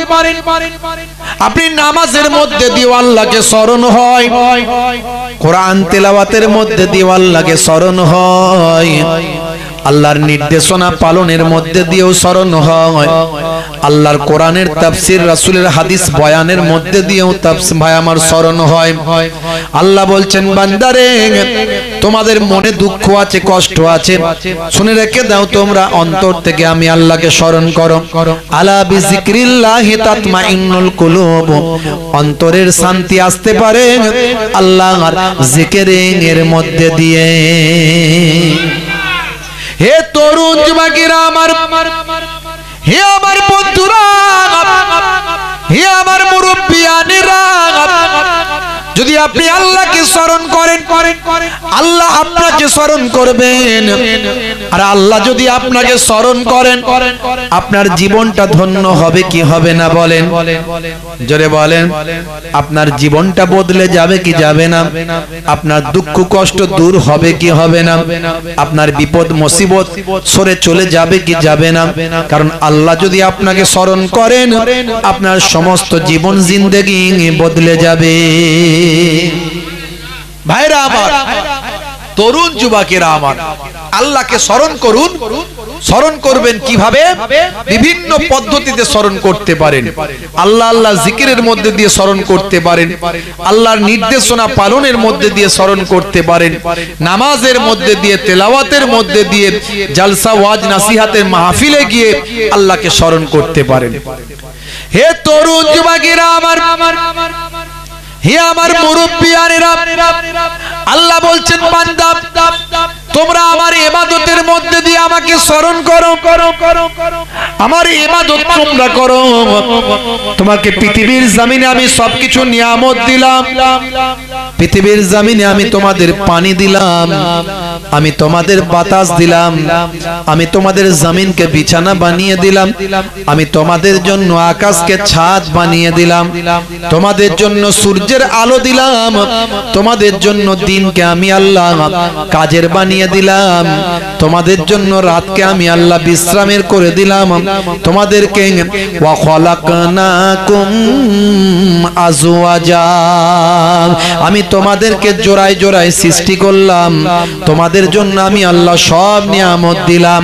হে তরুণ যুবকেরা, হে আমার বন্ধুরা, শুনে রেখে দিন বাবা, জেনে রেখে দেন, এই পৃথিবীতে যত নিয়ামত আছে সবকিছু আল্লাহ মানুষের জন্য দিলেন, দিয়ে বললেন বান্দারে তোরা আমাকে স্মরণ কর, তোরা আমাকে ডাক, আমার নিয়ামতের শুকরিয়া আদা কর, আমি যে নিয়ামত গুলো দিলাম সেই নিয়ামতের শুকরিয়া আদা কর। ওরে বান্দা শুনে রেখে দে, তোরা আমার ইবাদতটা করবি, আমার ইবাদত থেকে গাফিল হবি না, আমি তোদেরকে পৃথিবীর জমিনে আমার ইবাদত করার জন্য ওই সৃষ্টি করেছি। আমাদের ইবাদতের জন্য আল্লাহ পাঠিয়েছেন। ভাইরা আমার, ইবাদত ছাড়া অন্য কোন উদ্দেশ্যে আল্লাহ পাঠাননি। আমরা মুসলমান, একটু বুকে হাত দিয়ে চিন্তা করুন, আমাদেরকে আল্লাহ রাব্বুল আলামিন দয়া করে কোরআন মাজিদ দিয়েছেন আমাদের গাইডলাইন। সেই কোরআন মাজিদ আপনাকে আমাকে গাইড করছে। পৃথিবীতে এমন কোন গ্রন্থ দেখান তো কিভাবে হাসতে হয় সেই গ্রন্থে লেখা আছে, কিভাবে হাসতে হয় সেটা সেই গ্রন্থে লেখা আছে। অথচ আপনি হাদিস পাক খুলুন, কিভাবে হাসবেন, কোন পদ্ধতিতে হাসলে, হাসি দিলে আপনার নেকি হবে সেটা সেখানে লেখা আছে। আমার নবী পাক তাবাসসুম হাসি হাসতেন, যেটাকে বলা হয় মুচকে হাসি। এই মুচকে হাসিটাকে বলা হয় তাবাসসুম হাসি। ভাই আমার, মুখটা হাসি হাসি হয়ে যাবে, আপনার গাল হা হবে না, গালটা হা করবেন না, মুচকে হাসবেন, মিষ্টি হাসি হাসবেন। এই মুচকে হাসাটাকে আমার নবী পাকের, এটাকে বলা হয় তাবাসসুম হাসি। নবী পাক এই হাসিটা হেসেছেন, এই হাসিটা আপনি হাসলে আপনার ভদ্রতা বজায় থাকবে, আপনার পোলাইট চরিত্র মানুষের কাছে ফুটে উঠবে। শুধু তাই নয়, নবী হেসেছেন বলে আপনি এই পদ্ধতিতে হাসলেন, এই হাসিটা হাসার কারণেও আল্লাহ তাআলা আপনার নামাজ আমলে সুন্নতের সওয়াবটা লিখে দেবেন। বন্ধুরা আমার, তরুণ যুবকেরা আমার, মুরব্বিয়ানেরা আমার, আল্লাহ আমাদেরকে এমন একটা নিয়ামতের মধ্যে দান করেছেন, মুসলমান হাসলে সওয়াব, হাসলে কি সওয়াব, আর কাঁদলে গুনাহ মাফ, কাঁদলে গুনাহ মাফ। যখন আল্লাহর দরবারে বান্দা কাঁদে, যতই গুনাহ করুক না কেন, আল্লাহ তাআলা ভাই আমার রহমানুর রহিম, লা তাকনাতু মির রাহমাতিল্লাহ, বান্দা আমার রহমত থেকে নিরাশ হয়ে যাস না। তোরা যখন আমার কাছে ইস্তেগফার করিস, ইয়া আইয়ুহাল্লাযিনা আমানু তুবু ইলাল্লাহি তাওবাতান নাসুহা, যখন অন্তর থেকে তওবা করিস, আমি আল্লাহ তোদের জীবনের গুনাহ মাফ করে দিই। হাসলে সওয়াব, কাঁদলে গুনাহ মাফ। আমরা বাই চান্স মুসলমান নয় ভাই আমার, বাই চয়েস মুসলমান হতে চাই। হে তরুণ যুবকেরা, হে আমার বন্ধুরা, শুনে রেখে দিন বাবা, জেনে রেখে দেন, হে মুসলমান, আমার আল্লাহ আপনাকে আমাকে কত বড় নিয়ামত দিলেন। আল্লাহর কোরআন, দয়ার নবী 1450 বছর আগে পৃথিবীর জমিনে এসেছিলেন। দয়ার নবীর কাছে আল্লাহ 23টা বছর ধরে 30 পারা কোরআন মাজিদ অবতীর্ণ করেছেন। এই কোরআন মাজিদ আল্লাহ এই জন্য দিলেন, ভাই আমার দয়ার নবীর উম্মতে কাল কিয়ামত পর্যন্ত পৃথিবীর জমিনে আসতে থাকবেন। সেই উম্মতের সংখ্যা কত হবে জানেন? শুনে রেখে দেন, জেনে রেখে দেন। সেই উম্মতকে নবী আমার কেমন করে চিনবেন জানেন? শুনে রেখে দেন, জেনে রেখে দেন। আম্মা জান আয়েশা সিদ্দিকা রাদিয়াল্লাহু তাআলা আনহা দয়ার নবী পাককে জিজ্ঞাসা করলেন, ইয়া রাসূলুল্লাহ, ইয়া হাবিবাল্লাহ, কাল কিয়ামতের দিনে আপনি আপনার উম্মতকে কেমন করে চিনবেন? আর আপনার উম্মত কি রকম হবে আল্লাহর নবী সেই সময় বলেছিলেন, হে দুনিয়ার মানুষ শুনে রেখে দাও, হে তরুণ যুবকেরা, হে আমার বন্ধুরা, আল্লাহর নবীর উম্মতের সংখ্যা কত হবে শুনে রেখে দেন। বন্ধুরা আমার, তরুণ যুবকেরা আমার, দয়ার নবী বলেছিলেন কাল কিয়ামতের দিনে হাসরের ময়দান যখন হবে, ইসরাফিল আলাইহিস সালাম যখন সিংহাতে ফুঁক দেবেন, বাঁশিতে যখন ফুঁক দেবেন, এক বাঁশিতে সারা পৃথিবীর যত মানুষ মৃত মারা গেছে সবাই জিন্দা হয়ে যাবে। নাভি কিন্তু নষ্ট হয় না। হে তরুণ যুবকেরা, নাভি হলো শরীরের জড়, নাভি হলো শরীরের মূল, নাভি হলো শরীরের আসল, সেই নাভি কিন্তু নষ্ট হয় না।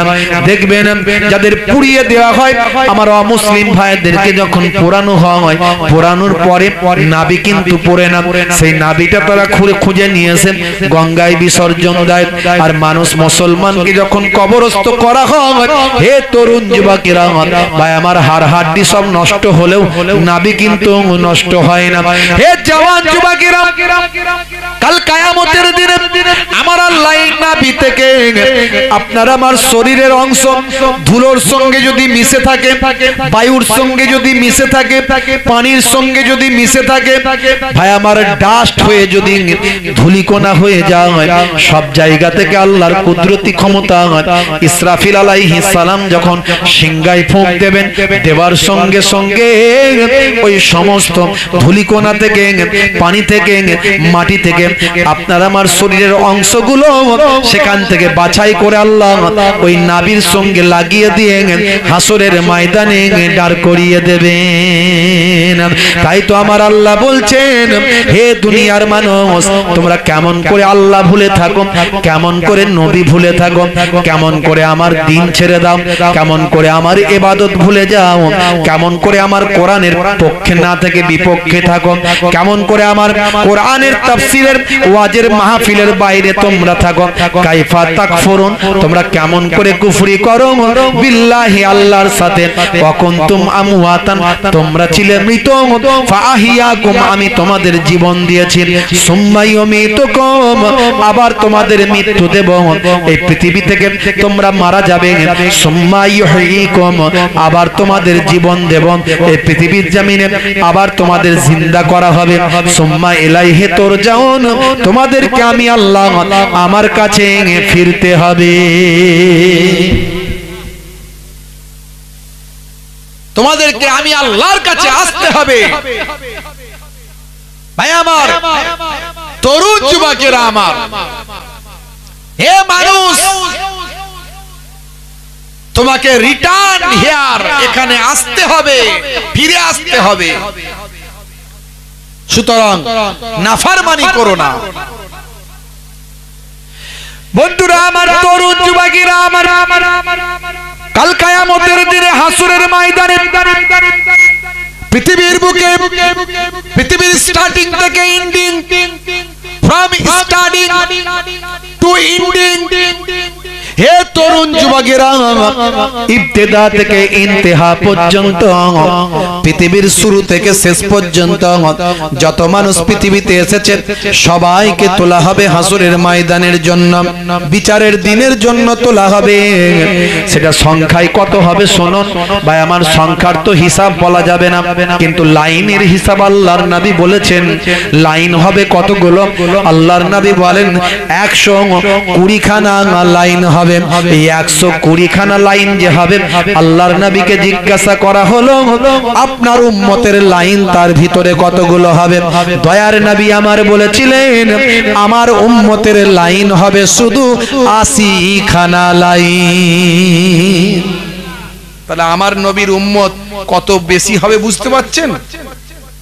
সেই 80 খানা লাইনের ভিতরে এবারে কে নামাজি কে পরেশগার, আল্লাহর নবীকে আম্মাজান আয়েশা সিদ্দিকা বলছে হুজুর আপনি চিনবেন কি করে, আপনার উম্মতকে বের করবেন কি করে? আল্লাহর নবী বলেন হে বিবি আয়েশা শুনে রেখে দাও, জেনে রেখে দাও, অনেকগুলো ঘোড়ার মাঝখানে যদি কপাল চাঁদা ঘোড়া থাকে, কপাল চাঁদা যদি ঘোড়া থাকে সেই ঘোড়া কি চিনতে অসুবিধা হয়? না না, অসুবিধা হয় না। আমার উম্মতেরা দুনিয়ার জমিনে যারা নামাজ পড়েছিল, ওযু করেছিল, এই ওযু করার কারণে তাদের ওযুর অঙ্গগুলো এমন আল্লাহ, আমার আল্লাহ নূর দিয়ে চমকে দেবেন। কত হাজার হাজার লক্ষ লক্ষ কোটি কোটি মানুষের ভিতরে নামাজি ওযুওয়ালা মানুষের চেহারা থেকে নূরটা চমকাতে থাকবে। এমন সময় আমি আমার উম্মত গুলোকে বুঝে নেব এগুলো আমার উম্মত। বুঝতে পারছেন ভাইরা আমার, তরুণ যুবকেরা আমার, আমার আল্লাহ বললেন ইবাদতের জন্য পাঠিয়েছি।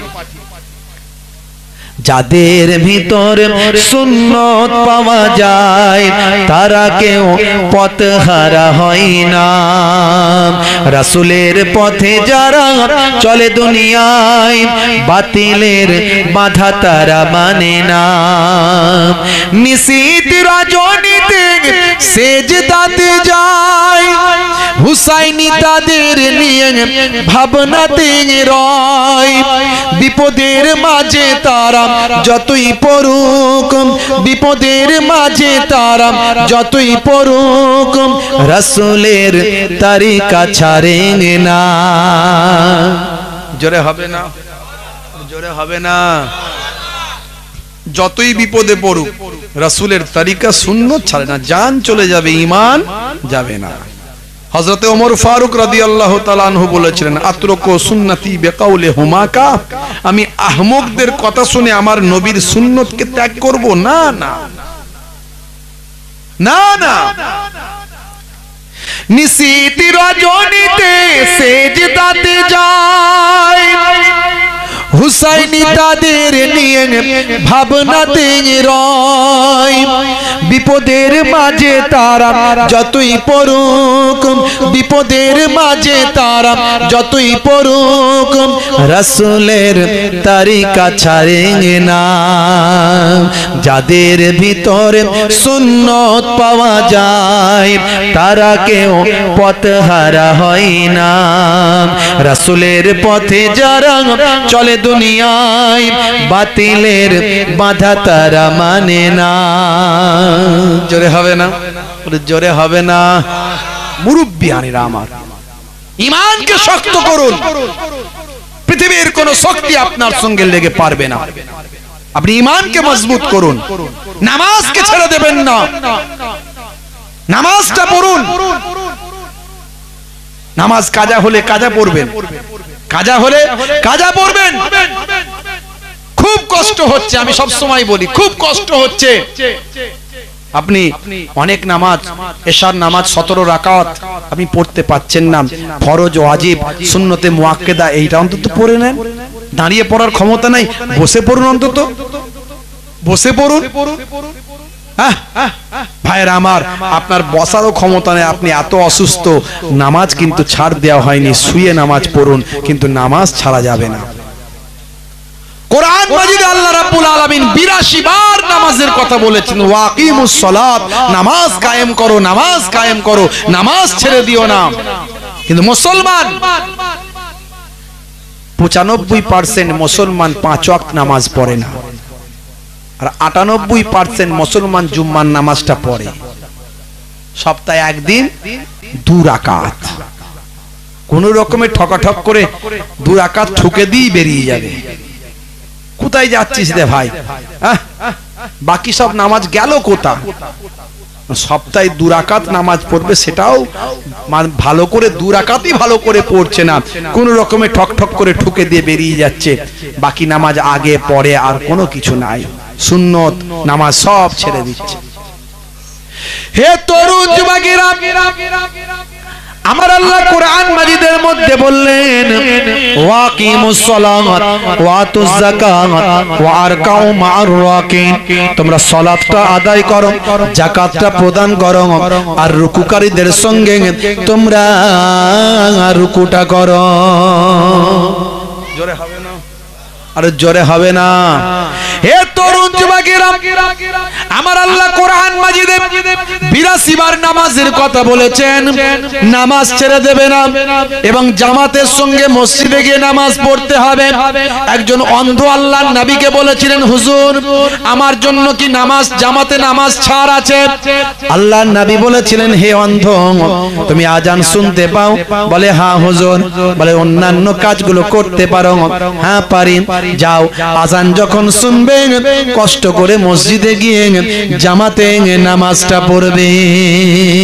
হে তরুণ যুবকেরা, আল্লাহ বললেন ইন্নাস সালাতা তানহা আনিল ফাহশাই ওয়াল মুনকার, নিশ্চয় নামাজ তোমাকে অশ্লীলতা অন্যায় থেকে দূরে সরিয়ে দেবে। নামাজ ছেড়ে দিও না বান্দা, নামাজ ছেড়ে দিও না। হে যুবক, নামাজ ছেড়ে দিও না। যখন তোমার কোনো বিপদ আছে, মুসিবত আছে, তোমার কল্যাণ পেতে চাও, কামিয়াবি হতে চাও, সফলতা পেতে চাও, চাকরিতে, শিক্ষাতে, কারবারে তুমি সফলতা পেতে চাও, হে যুবক তুমি বাবা আমি নামাজে এসে যাও, আল্লাহর দরবারে নামাজে এসে দাঁড়াও। 5 ওয়াক্ত নামাজের আগে আজানে বারবার বলা হয়, হে যুবক শুনে রেখে দাও, নামাজের দিকে এসো। মুয়াজ্জিন সাহেব 5 বার আজানে 10 বার করে বলতে থাকে, হাইয়া আলাস সালাহ, এসো নামাজের দিকে এসো।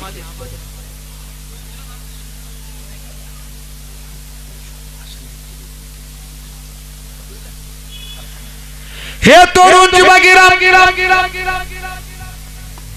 হে আমার বন্ধুরা, শুনে রেখে দিন বাবা, জেনে রেখে দেন। এমন সময় দেখতে পাওয়া যায় মুয়াজ্জিন বলে, হাইয়া আলাস সালাহ, এসো নামাজের দিকে এসো। নামাজের দিকে এলে কি হবে? মুয়াজ্জিনকে আল্লাহ বলছেন বলে দাও নামাজে এলে কি পাবে। তাই মুয়াজ্জিন বারবার বলেন, কি বলে? হাইয়া আলাল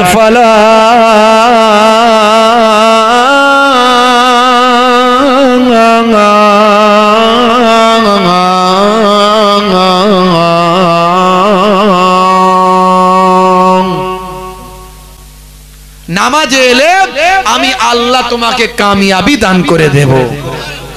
আমরা কি কামিয়াবি পেতে চাই না? যে যাই পেশায় আছি, আপনি কামিয়াবি পেতে চান, নামাজে গিয়ে সিজদায় গিয়ে আল্লাহর কাছে জানান। আল্লাহ বলছেন ওয়াস্তাইনু বিসসবরি ওয়াস সালাহ, বান্দা তোরা আমার কাছে সাহায্য প্রার্থনা কর ধৈর্য এবং নামাজের মাধ্যমে। সবর করো, ওয়েট করো, তাড়াহুড়ো করো না, আর নামাজটা পড়ো, আল্লাহর কাছে চাও, আমি আল্লাহ ঠিক তোমাকে তোমার অভাব, দুঃখ, যন্ত্রণা, কষ্ট দূর করে দেব। তোমার যেটা পাওনা, ন্যায়ের উপরে, হকের উপরে পাওনা বুঝিয়ে দেব। জোরে হবে না? ওয়াক্ত যে হলো ওযু করো, মসজিদে চলো। ওয়াক্ত যে হলো ওযু করো, মসজিদে চলো। খোদার হুকুম পালন করো, নামাজটা পড়ো। ওয়াক্ত যে হলো ওযু করো, মসজিদে চলো। দিন রাত 5 ওয়াক্ত নামাজ পড়লে পাবে ভাই জান্নাত। জোরে হবে না? জোরে হবে না? ফজরের সময় হলে মসজিদে যাও তুমি চলে, থেকো না বিছানায় শুয়ে, খোদা দেন রহমত ঢেলে। জোরে হবে না? জোরে হবে না?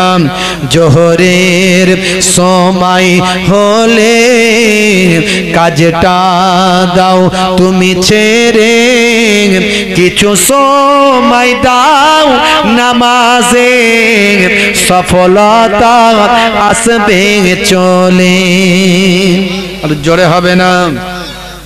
আসরের ওয়াক্তটা হলে অপচয় সময় না করে, মসজিদে যাও তুমি চলে, আমলনামা ডান হাতে পাবে। জোরে হবে না? মাগরিবের ওয়াক্ত আসিলে মাসজিদে যাও তুমি চলে কবরের আযাব থেকে মুক্তি প্রভু দেবে। আর জোরে হবে না, আর জোরে হবে না।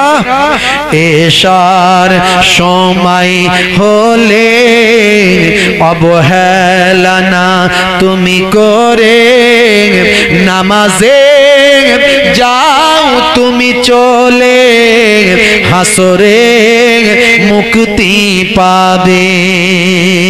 ওয়াক্ত যে হলো ওযু করো মসজিদে চলো খোদার হুকুম পালন করো নামাজটা পড়ো। ওয়াক্ত যে হলো ওযু করো মসজিদে চলো দিন রাতে 5 ওয়াক্ত নামাজ পড়লে পাবে ভাই জান্নাত। জোরে হবে না? আমরা নামাজ পড়বো তো নাকি? বলুন ইনশাআল্লাহ। কারা কারা পড়বেন হাত তুলে দেখান তো দেখি। মাশাআল্লাহ, নারে তাকবীর। সকলে পড়বেন নামাজ, কেউ ছাড়বেন না বাপ, নামাজ ছাড়বেন না। ভাইরা আমার, পৃথিবী বিখ্যাত বিখ্যাত ব্যক্তি আমরা তো ভাই আমার বাপ মুসলমান, দাদু মুসলমান, আপনি মুসলমান। ছোটবেলা থেকে এই হাত ধরে ধরে এই বাচ্চাদেরকে দেখছেন না, নিয়ে এসে বসে আছে। আরো বাচ্চারা ছিল, সব রাত হয়ে গেছে, ঠান্ডায় চলে গেছে। তো এই বাচ্চাদেরকে ছোটবেলা থেকে আমাদেরকে আমাদের বাপ চোদ্দ পুরুষরা মসজিদে জালসায় নিয়ে গেছে। কিন্তু Cassius Kelly, Gary Miller, Jennifer, mister Joseph, mister ডিউ ডেভিস, মিস্টার ব্রেইল, ভাই আবার মাইকেল জ্যাকসন, ইলিমা দিমাত্রিয়াঙ্কো, মিস্টার রিচমন্ড, এরা এদের বাপ চোদ্দ পুরুষ মুসলমান ছিল না। এরা বাই চান্স মুসলমান নয়, বরং এরা বাই চয়েস মুসলমান হয়েছে। নবীর আদর্শকে এরা গ্রহণ করেছে। অবাক হয়ে যাবেন, পৃথিবী বিখ্যাত বিখ্যাত সেলিব্রিটি, নায়ক, গায়ক, খেলোয়াড়, প্লেয়ার, তারা আজকে নবীর শিষ্য। কেন হয়েছে? তারা বুঝতে পেরেছে কোরআন সত্য, আল্লাহ সত্য, নবী সত্য। ভাই আমার, তারা প্রমাণ পেয়েছে 1450 বছর আগে আল্লাহর কোরআন, রাসূলের হাদিসে যা বলা হয়েছে আজকের যুগে একটা অবৈজ্ঞানিক, অপ্রাসঙ্গিক নয়। তারা প্রমাণ পেয়ে তারা আজকে নবীর সুন্নতকে আঁকড়ে ধরেছে। আর আমি আপনি না গবেষণা করছি ঠিক মতো, না পড়াশোনা করছি। হাত জোর করে বলবো, কোরআন মাজিদের একটা অ্যাপ মোবাইলে ডাউনলোড করুন। ভাই আমার, নবী পাকের একটা জীবনী ডাউনলোড করুন। ফাঁকা সময় দেখলে একটু পড়াশোনা করুন। অনলাইন গেম, ভাই আমার ফালতু ভিডিও, বিভিন্ন রকম অশ্লীল জোকস, গল্প, কবিতা, ভাই আমার অশ্লীল কবিতা, অশ্লীল ভিডিও, অশ্লীল ছবি, এই সব দেখে সময় কাটিয়ে জাহান্নামের দিকে চলে যাবেন না বাপ। জীবনকে সুন্দরভাবে গঠন করুন, মোবাইলটাকে ঠিকভাবে ইউটিলাইজ করুন, ব্যবহার করুন।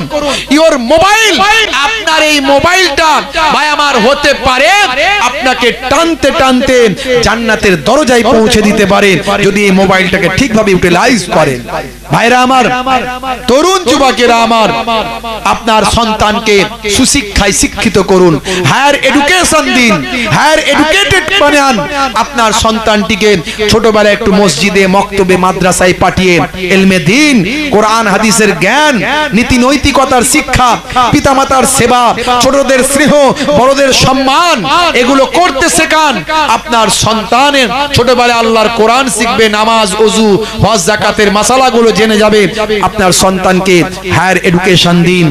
আজকে রাজ্য সরকারের বিভিন্ন রকম প্রকল্প আছে ভাই আমার, বিভিন্ন রকম ভাই আমার স্কলারশিপ গুলো আছে। রাজ্য সরকারের শিক্ষার উপরে বিভিন্ন রকম কাজ তারা করছে। এছাড়া অন্যান্য সংস্থাগুলো তারাও কাজ করছে। আপনার মেরিট যদি সন্তান হয়, মেধা যদি থাকে, মেধাটাকে নষ্ট করবেন না। এপিজে আব্দুল কালাম, তার বাপ ছিল একজন ইমাম সাহেব। বুঝতে পারছেন ভাই আমার, ইমাম সাহেবদের মাইনে কত বুঝতেই পারছেন।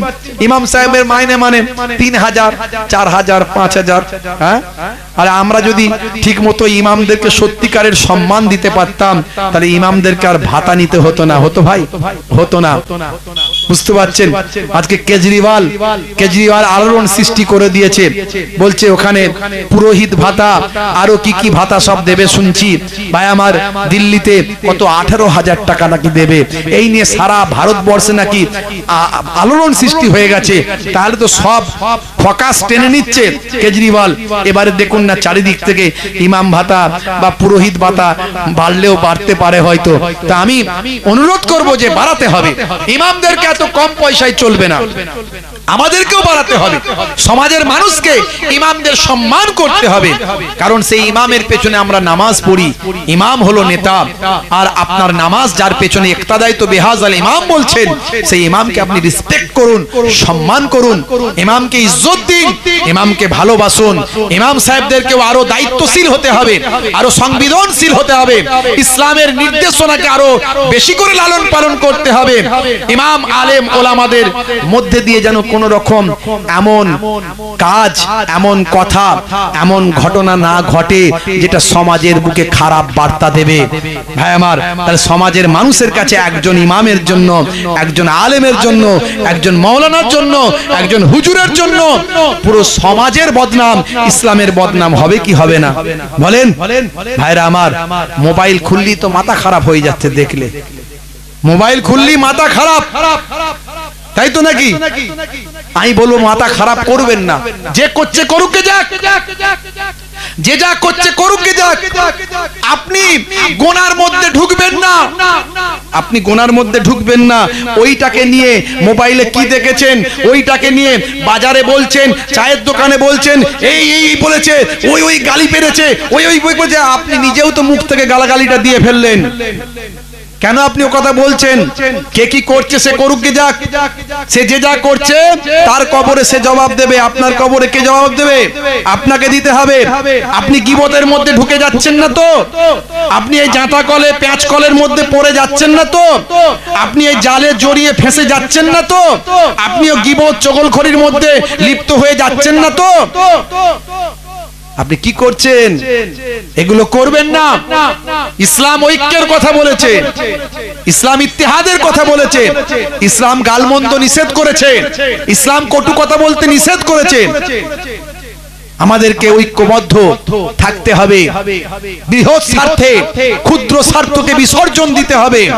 আপনার দল, আপনার মাযহাব, আপনার সিলসিলা, আপনার আকীদা আপনার বুকে লালন করুন, কিন্তু আপনি যদি কালেমা পড়ে থাকেন, আল্লাহকে এক বলে মেনে থাকেন, দয়ার নবীকে নবী বলে মেনে থাকেন, তাহলে বিভ্রান্ত তৈরি করবেন না। আপনি মানুষের কাছে বিভ্রান্ত তৈরি করবেন না।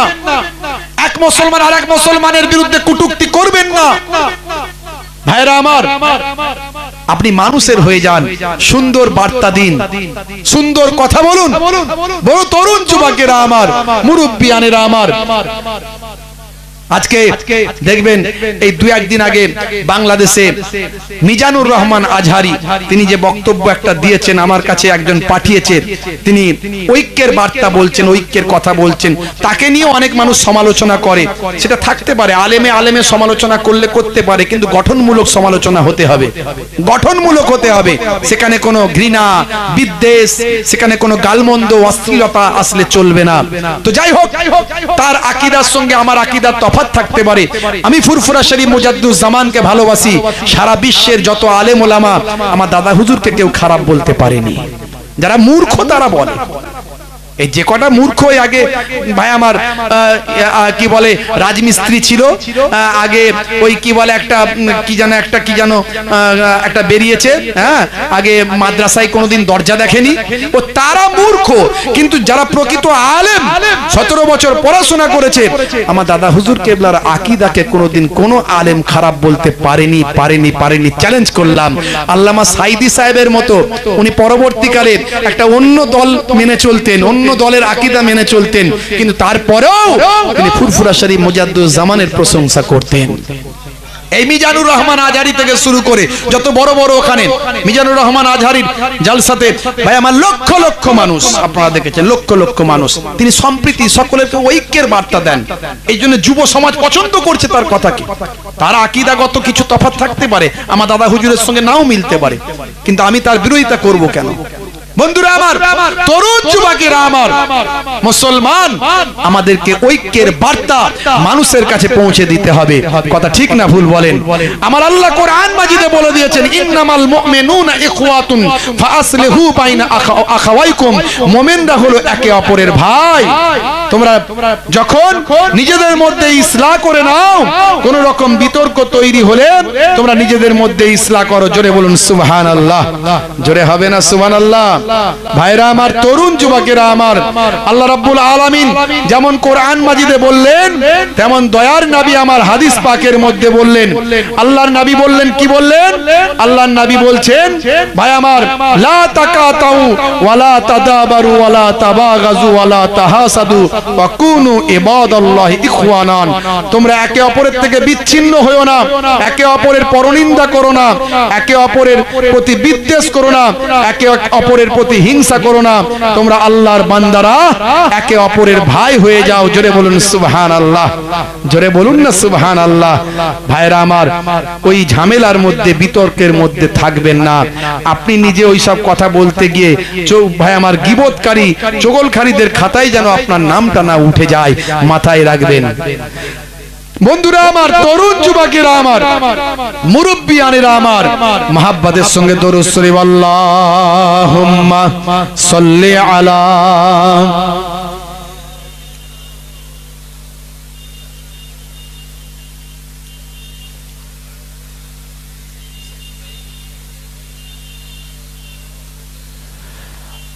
আমাদের প্রভু এক, এক নবীর উম্মত, জীবন বিধান এক,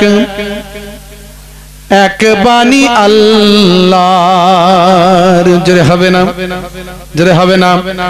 আমাদের প্রভু এক, এক নবীর উম্মত, জীবন বিধান এক, ওই শ্রীবাণী কোরআন। আমাদের প্রভু এক, এক নবীর উম্মত, জীবন বিধান এক, ওই শ্রীবাণী কোরআন। তবে কেন এক নও হে মুসলমান, এক করিয়া আহ্বান। আমাদের প্রভু এক, এক নবীর উম্মত, জীবন বিধান এক, ওই শ্রীবাণী কোরআন। বলুন না সুবহানাল্লাহ। জোরে হবে না সুবহানাল্লাহ? জোরে হবে না সুবহানাল্লাহ? বাইতুল্লাহ এক, মদিনা শরীফ এক, ওহুদ পাহাড় এক, বদরের মাঠ এক, একটা তো পাটিয়ার, একটা তো জীবনার, মরণ তো একটাই, একটা তো জীবনার, মরণ তো একটাই, সকলের তরে আছে একই স্থান। তবে কেন এক নও হে মুসলমান, এক করিয়া আহ্বান। আমাদের প্রভু এক, এক নবীর উম্মত, জীবন বিধান এক, ওই শ্রীবাণী কোরআন। আমাদের প্রভু এক, এক নবীর উম্মত, জীবন বিধান এক, ওই শ্রীবাণী কোরআন। বলুন না সুবহানাল্লাহ। জোরে হবে না সুবহানাল্লাহ? সেই আদর্শ মেনে চলুন। কে কি করছে আমার দেখার দরকার নাই। আপনি কোরআন এবং হাদিসের আদর্শে, মুজাদ্দিদুজ জামানের আদর্শে চলুন। ভাই আমার, রাসূলের দেখানো পথে চলুন। বলুন না ইনশাআল্লাহ। বলুন ইনশাআল্লাহ।